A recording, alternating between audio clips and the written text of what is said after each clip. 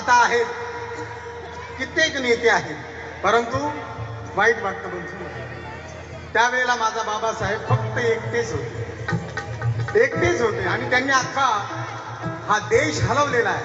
म्हणून म्हणायचं आहे, वादळातली समाज नौका, वादळातली समाज नौका, वादळातली समाज नौका, वादळातली समाज नौका. कोणी किनारी लावेल का